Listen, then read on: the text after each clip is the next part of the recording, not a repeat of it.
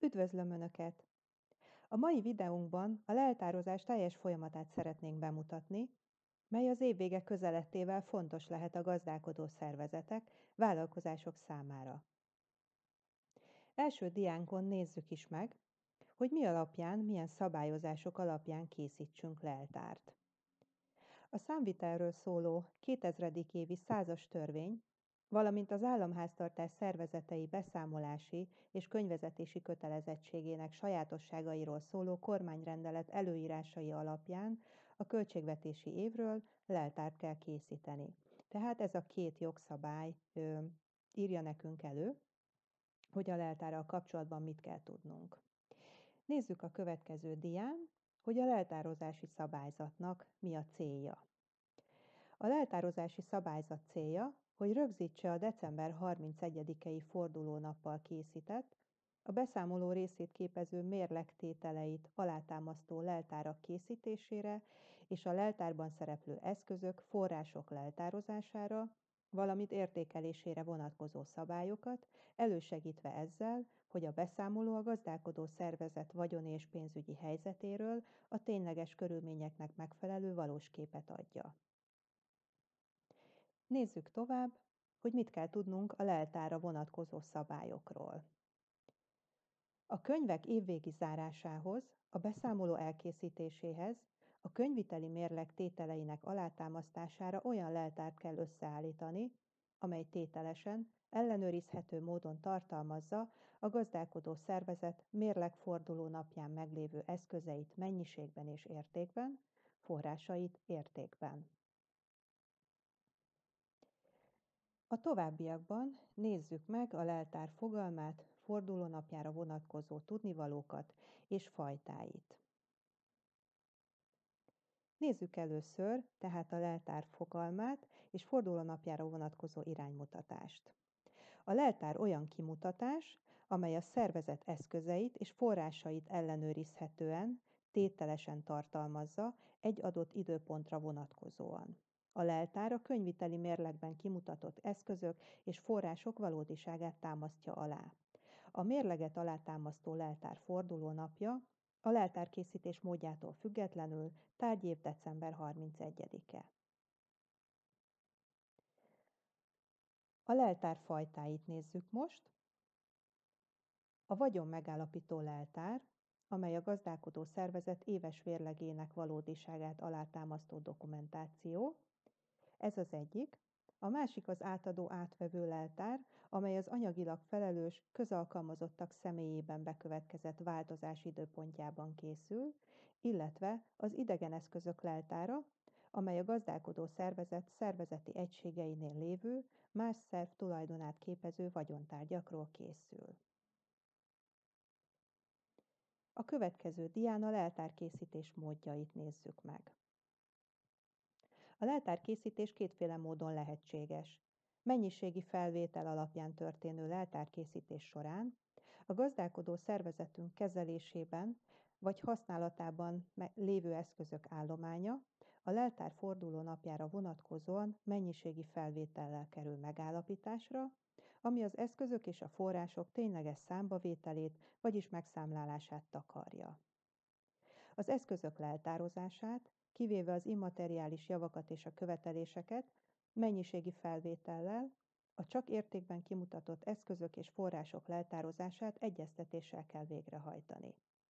A készpénzállományt a nyilvántartásokkal történő egyeztetés mellett a tényleges pénzkészlettel is egyeztetni kell, ami mennyiségi felvételt, vagyis megszámlálást, tehát leltározást jelent. Ennek keretében a mérleg fordulónapi záró készpénzállományt minden esetben mennyiségi felvétel, megszámlálás alapján kell a leltárba felvenni. A másik leltárkészítési mód a nyilvántartás alapján történő leltárkészítés, más néven egyeztetés. A leltárkészítés ezen módszere a folyamatosan vezetett tételes nyilvántartásokra épül.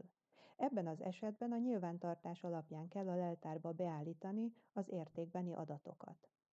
A leltárba való beállítás előtt meg kell győződni az adatok valódiságáról. Mivel a leltárnak a mérlegadatokat kell alátámasztania, A mérleget pedig a szabályszerűen vezetett kettős könyvitel adatai alapján kell elkészíteni, elengedhetetlenül szükséges, hogy a mérleg készítését megelőzően a leltár alapját képező analitikus nyilvántartások, valamint a mérleg alapját képező főkönyvi számlák adatainak egyezősége biztosított legyen. Az egyeztetést oly módon kell elvégezni, hogy az egyes, összevont értéket mutató főkönyvi számlákhoz tartozó eszközöknek, illetve forrásoknak az analitikus nyilvántartás szerint tételesen kimutatott mérleg fordulónapi értékeit összesíteni kell, és az így kapott értékösszeget kell összevetni a főkönyvi számla szerinti záróértékkel. Beszéljünk egy picit arról is, hogy a könyviteli mérlegben, értékben nem szereplő készletek, immateriális javak és tárgyi eszközöknek mi a leltározási módja. A könyviteli mérlegben értékkel nem rendelkező, használt és használatban lévő készleteket, kísértékű immateriális javakat, tárgyi eszközöket az államháztartás szervezete saját döntése alapján a szabályzatban meghatározott módon leltározza. Az ilyen készletek, kísértékű immateriális javak, tárgyi eszközök leltározását, tényleges számbavételét a tárgyi eszköz leltározással egyidejűleg a mennyiségi nyilvántartás alapján kell elvégezni. Tovább lépve a következő diánkra, beszéljünk most arról, hogy mi a leltározási ütemtervek tartalma. A szabályzatban foglaltak alapján minden évben a leltározás megfelelő előkészítése érdekében a leltárellenőrzési csoport vezetője a határidőre történő megvalósítás érdekében a gazdálkodó szervezet leltározási terve alapján 2 eltérő időpontban összeállítandó ütemtervet köteles készíteni. Mindkét ütemtervnek legalább a következőket kell tartalmaznia: a leltározási egységek, körzetek felsorolását, és a leltározás ütemtervét naptári időpontokra lebontva, rögzítve abban a kezdés és a befejezés időpontját. Nézzük meg a leltározási ütemtervek határidejéről, milyen szabályozásokat találunk. Az egyik esetben a tárgyi eszközök leltározására vonatkozó leltározási ütemtervben a szervezeti egységeket negyedévi bontásban jelölik ki a leltározás végrehajtására. A tárgyi eszközök leltározására vonatkozó ütemterv elkészítését és jóváhagyását a tárgyév január 15-ig teljesíteni kell. A másik, az évvégi, illetve fordulónappal végrehajtandó készletfelmérésekre vonatkozó leltározási ütemtervet tárgyév szeptember 30-ig kell elkészíteni. A sajátos helyi körülményekre, valamint a tulajdon védelmére tekintettel a költségvetési szerv vezetője rendkívüli leltározást is rendelhet el. Következő diánkra lépve nézzük meg, mit kell tudnunk a leltározási egységek kijelöléséről. A leltározási egységeknek 2 típusa lehet. Évközi folyamatos leltározási rendszerbe tartozó szervezeti egységek az egyik csoport, az ide sorolt leltári egységek eszközeinek rendszeres és folyamatos számbavételét a gazdálkodó szervezet leltározási terve alapján jóváhagyott leltározási ütemterv szerint a kijelölt szervezeti egységek maguk végzik. A másik esetben fordulónapi, évvégi vagyonmegállapító leltározásra kötelezett szervezeti egységekről beszélünk, ide tartoznak a központi készletezést ellátó raktárak, munkahelyek, pénzügyi és elszámolási kötelezettségeket teljesítő és elszámoló szervezeti egységek. Az ide sorolt egységek fordulónapi vagyonmegállapító számbavételi munkafolyamatait a kiadott leltározási utasítás szerinti leltározó szervezetek végzik. Következő diánkon nézzük meg, hogy mit kell tudnunk a leltározási utasítás és megbízások kiadásáról. A leltározási ütemterv jóváhagyását követően a szervezeti egységeket leltározási utasításban kell értesíteni a leltározás elrendeléséről, kezdési és befejezési határidejéről. A leltározási utasítás tartalmazza a leltározásért felelős vezető és a megszervezésért, lebonyolításért felelős személyeket is. A tárgyi eszközökre vonatkozó leltározási utasítást az ütemterv alapján készíti elő a leltárellenőrzési csoport. Az utasítások aláírója a pénzügyi igazgató. A szervezeti egység vezetőjének a leltározásban résztvevőket megbízó levéllel kell ellátnia. Ez egy példányban készül a megbízottak részére. A leltár ellenőrök részére a megbízó levelet a tervezett leltár ellenőrzések, váratlan ellenőrzések, központi raktárak és speciális készletező helyek raktári készleteinek leltározásakor leltár ellenőrönként egy példányban a pénzügyi igazgató adja ki. A megbízó levélnek tartalmaznia kell az ellenőr nevét, a leltározó egység nevét, az ellenőrzés megkezdésének és befejezésének időpontját, illetve az ellenőrzés célját. A leltározás megkezdése előtt a leltározásban résztvevők részére a leltározás vezetőjének leltár értekezletet, felkészítést kell tartania. A leltár értekezleten köteles mindenki részt venni, aki a leltározásban közvetlenül vagy közvetlen közreműködik. A leltározásban résztvevők felkészítéséért a leltározás vezetője a felelős. A felkészítés során ismertetni kell a leltározással kapcsolatos feladatokat, jogokat, továbbá a leltárbizonylatok kezelésével kapcsolatos szabályokat. Nézzük meg, hogy a leltározás előkészítésének milyen további feladatai lehetnek. A tárgyi eszközöket leltározó szervezeti egységnél a leltározást a gazdálkodó szervezetben használatos gazdálkodó szervezetirányítási rendszer alapján kell elkészíteni.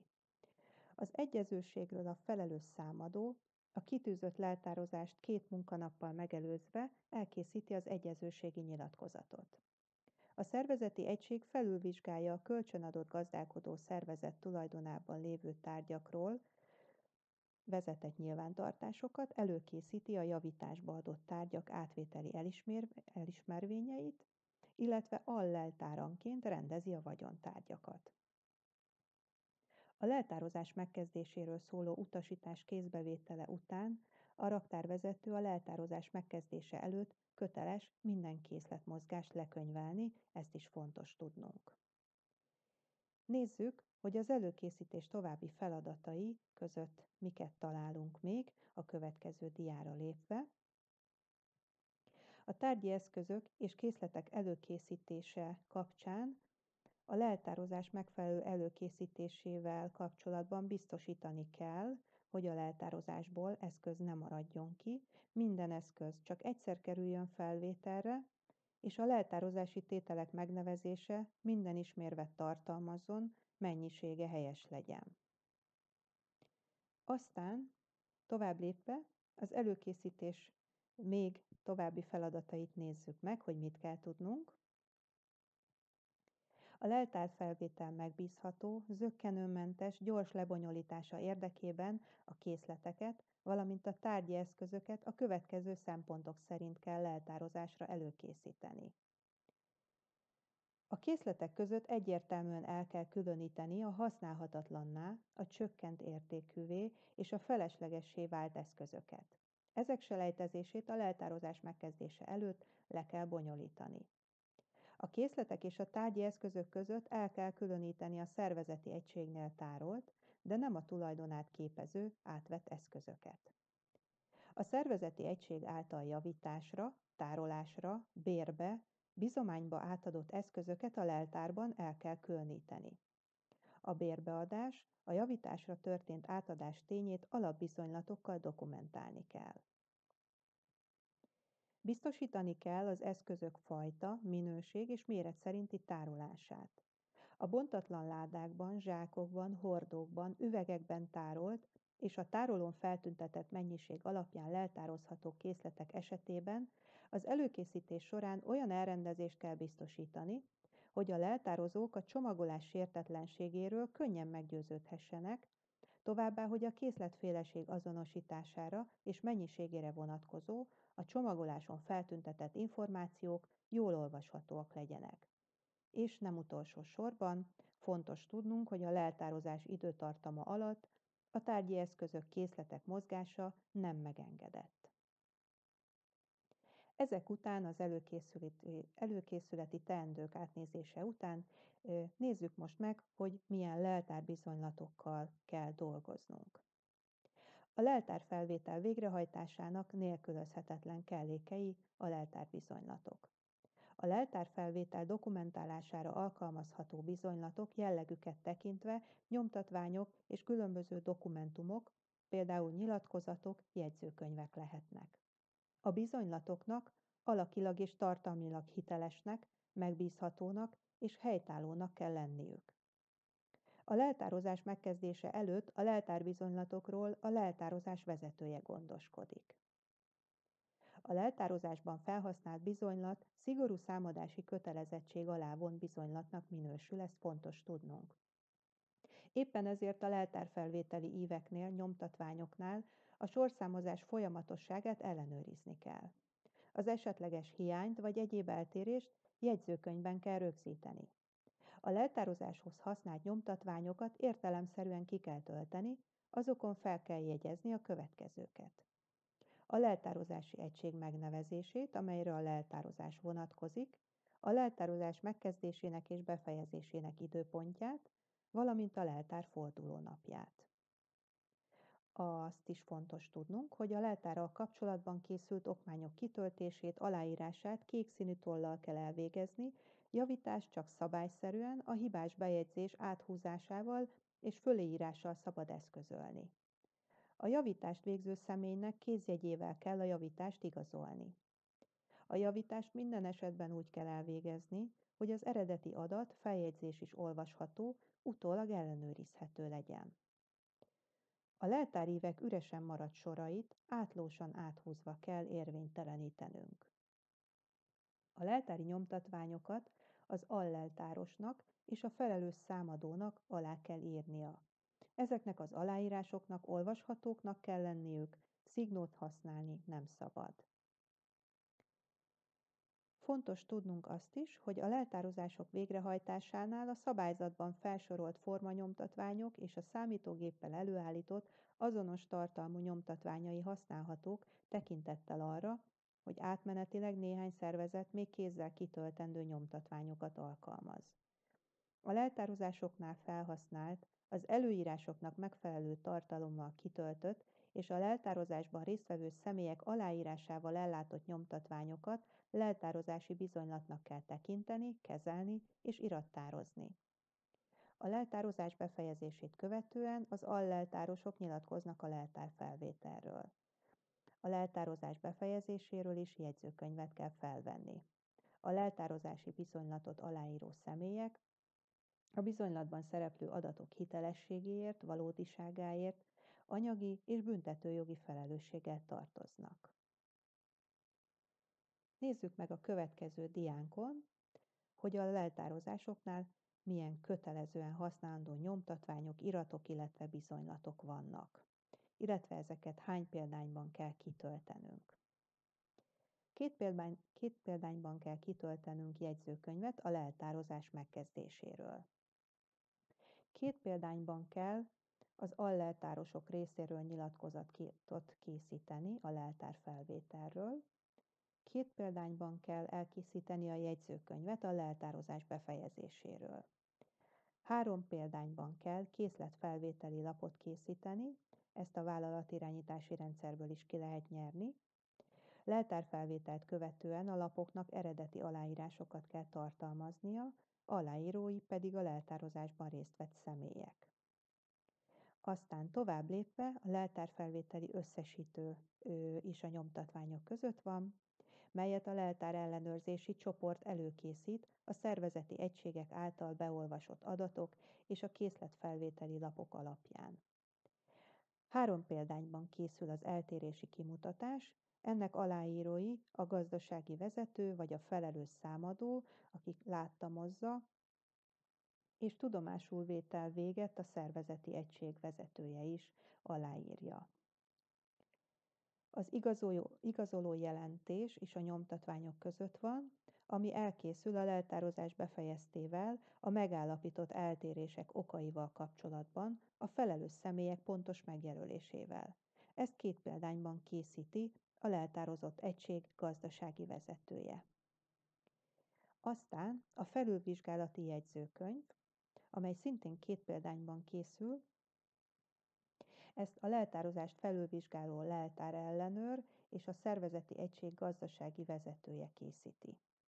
A felülvizsgálati jegyzőkönyvnek tartalmaznia kell a vagyonnyilvántartások vezetésével, megbízhatóságával, naprakészségével kapcsolatos megállapításokat, valamint a tulajdon védelme érdekében a vagyonkezelés körülményeit és megbízhatóságát, továbbá a viszonylati fegyelem betartásával, a leltározás ellenőrzésével kapcsolatos észrevételeket, valamint az intézkedést igénylő megállapításokat.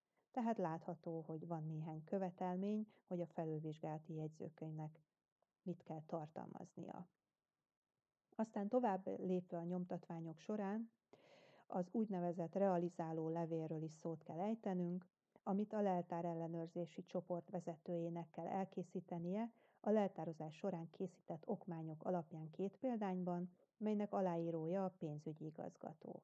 A realizáló levélnek tartalmaznia kell a felülvizsgálati jegyzőkönyvben közölt intézkedést igénylő megállapításokat, a hiányosságok megszüntetésére vonatkozó feladatokat, valamint azok végrehajtásának határidejét is bele kell írni a felelős személy megjelölésével.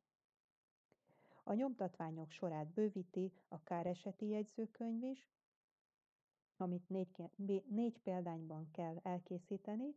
Ezt a leltári egység felelős számadója készíti a hiányért vagy a kárért felelős dolgozó jelenlétében. Ez alapján készül a kártérítési határozat is szintén négy példányban, amelyet a jogi csoport készít el. És a főpénztár készpénz állományának mennyiségi felvételéről jegyzőkönyvet kell készíteni. Ezzel a nyomtatványok sorának végére értünk, a következő diánkon pedig nézzük meg a leltárfelvétel ellenőrzésével kapcsolatos tudnivalókat. A leltárfelvétel előkészítésének és végrehajtásának ellenőrzése helyszíni ellenőrzést igénylő feladat. Ennek során ellenőrizni kell a következőket: a leltározási ütemterv betartását, azt, hogy a leltározásra váró készletek megmérhető, megszámlálható állapotban vannak-e, szúrópróba-szerűen tartalmaznia, illetve ellenőrizni kell a leltárfelvétel helyességét, és ellenőrizni kell a leltárbizonylatok szabályszerű kezelését és kiállítását is. A leltár ellenőrnek az ellenőrzés megtörténtét az ellenőrzött leltári tételek leltárbizonylatain aláírásával kell igazolnia. A leltárfelvétel ellenőrzése során nézzük meg további teendőinket a következő diára lépve.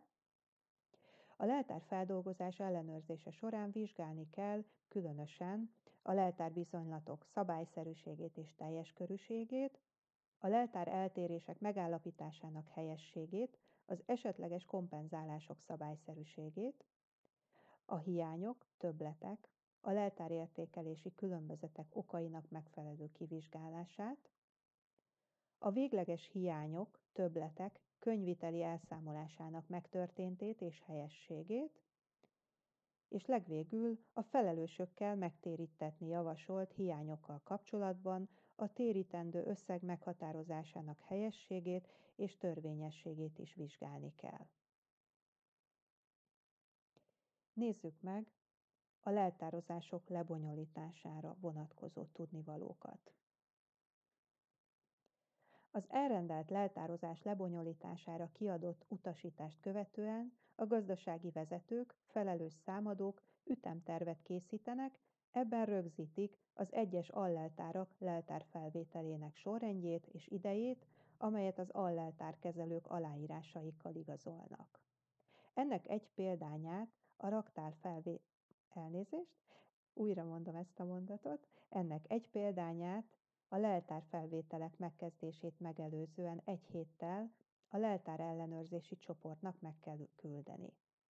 Az ütemterv alapján a gazdasági vezető felelős számadó feladata, hogy az alleltárkezelőket leltári tárgyaik rendezésére, a kölcsönadott, valamint javításba adott tárgyak okmányainak rendezésére felszólítsa.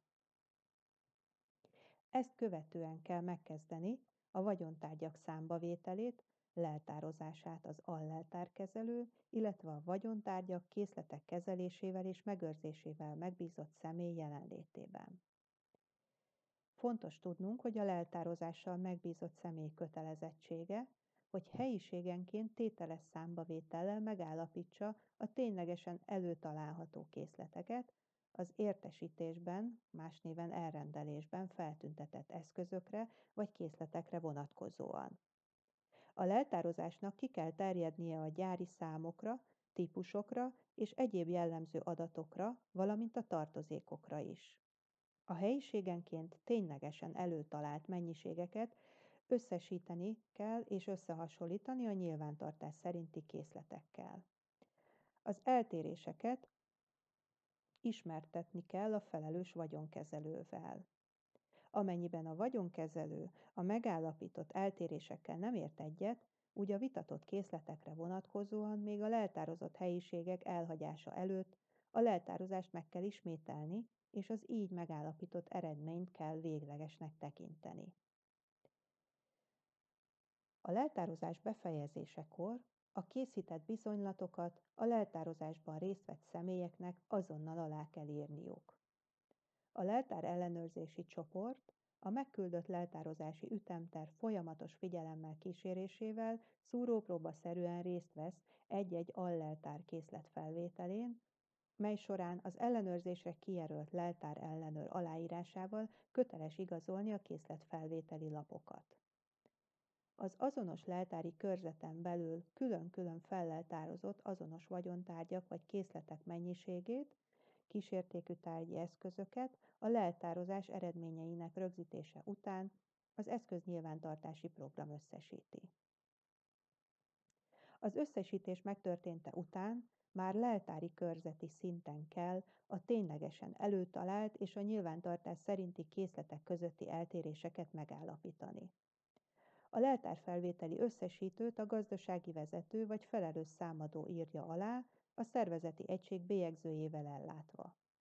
A megállapított többletekről és hiányokról eszközféleségenként, ami jelenthet ugye tárgyi eszközt, épülettartozékot, tárgyi eszköztartozékot, anyagokat, tehát ezekről eltérési kimutatást kell készíteni 3 példányban az eszköznyilvántartási programból.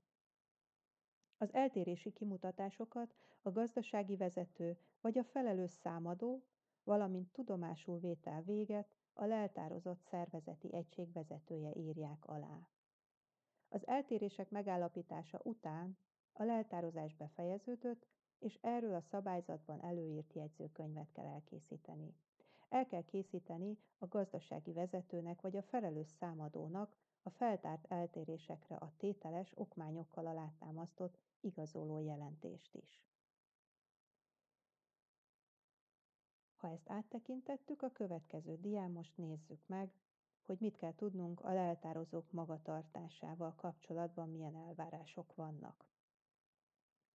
A leltározásban résztvevő személyek a leltározás során kötelesek a mindenkori utasításnak megfelelően eljárni, és olyan magatartást tanúsítani, amellyel biztosítható a tulajdonvédelem, a valós helyzetnek megfelelő számbavétel. A leltározást lebonyolító személy munkaköréből eredően a végzett munkájáért fegyelmi felelősséggel tartozik. A leltározás során tapasztalt mindazon körülményt, amely a leltározás szabályszerű lebonyolítását és megbízhatóságát zavarná, köteles azokat a szolgálati út betartásával, felettesével közölni a szükséges intézkedések megtétele érdekében. Amennyiben a leltározó a leltározás megbízhatóságát zavaró körülményeket felettesének nem jelenti, vagy azokat elhallgatja, illetve bejelentése esetén az intézkedésre jogosult vezető a szükséges intézkedéseket nem teljesíti, a mulasztó személlyel szemben fegyelmi eljárást kell alkalmazni. Következő diánkra lépve nézzük meg, mit kell tudnunk az adatok feldolgozásáról és értékeléséről. A számviteli osztály a számviteli törvényben foglalt előírásoknak megfelelő eszköznyilvántartást vezet a leltározott eszközökről, így a feldolgozás során a tényleges eszközállományt kell összevezetni a nyilvántartás adataival, eltérés esetén a nyilvántartást a tényadatokra kell helyesbíteni.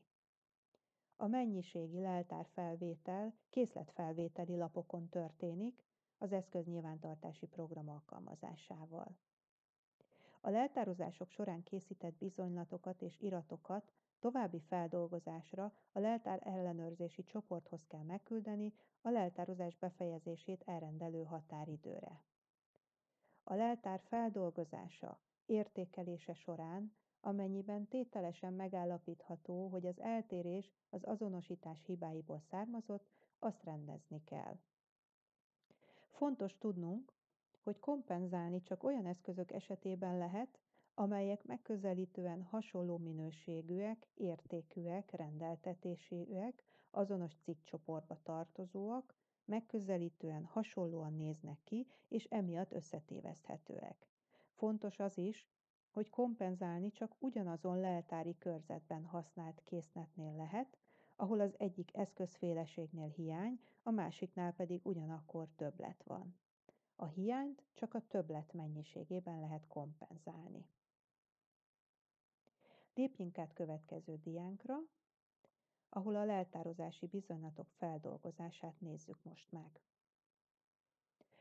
A leltározások során készített bizonylatokkal a leltár ellenőrzési csoportnak az alábbi feladatokat kell a bizonylatok átvételét követő 10 munkanapon belül végrehajtania. A beérkezett bizonylatok formai, számszaki és tartalmi felülvizsgálatát kell elvégezni az előírt követelményeknek megfelelően. El kell készíteni az eltérési kimutatást, amely a készletfelvételi lapok eredményeinek rögzítése után a leltárfelvételi összesítőből áll össze. Aztán fontos a megállapított eltérésekkel kapcsolatban adott igazoló jelentések elfogadhatóságának bírálata. A leltárkülönbözetek rendelkezés szerinti kompenzálási vizsgálatát is el kell végezni, ezek alapján szükség lehet az eltérési kimutatások szükség szerinti módosítására, a végleges eltérések megállapítására, ezt követően pedig a záradékolás elkészítésére. A kompenzálható tételeket az eltérési kimutatások záradékában tételesen fel kell sorolni. További végrehajtandó az, hogy a leltározás értékelését követő felülvizsgálati jegyzőkönyvet össze kell állítani a feltárt hiányosságok megszüntetése érdekében. A felülvizsgálati jegyzőkönyvben felsorolt intézkedést igénylő megállapítások alapján realizáló levéltervezetet kell készíteni. Ebben a realizáló levélben kell közölni a leltározás során feltárt vagyoni, nyilvántartásbeli, munkaköri ellenőrzési, bizonylati fegyelem, eszközkezelési és egyéb hiányosságok felszámolására vonatkozó intézkedéseket, megadva azok végrehajtásának határidejét, valamint a felelős személyek megjelölését is. A realizáló levélben kell intézkedni a záradékolt, eltérési kimutatásokban rögzített eltérések könyvelési feladatainak végrehajtásáról is.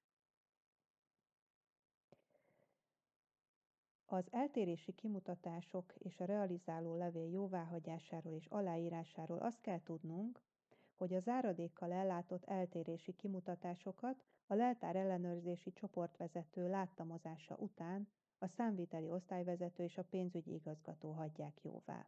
A realizáló levelet a pénzügyi igazgató írja alá. A leltározási bizonylatok és iratok továbbításával és irattározásával kapcsolatos feladatok között